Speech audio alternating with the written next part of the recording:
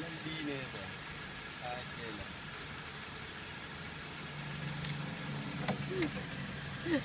Okay na, ma'am?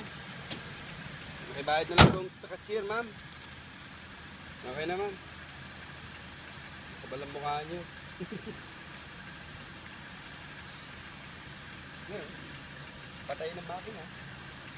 Sa aming driver.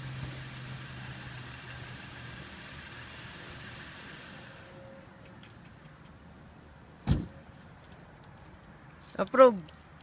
Tapos na ang ating pag-change oil. Tatanggalin na natin lahat yung mga gamit sa ilalim. Babalik na ulit sa mga store yung bang pinagbibili natin. Hindi natin, di na agad.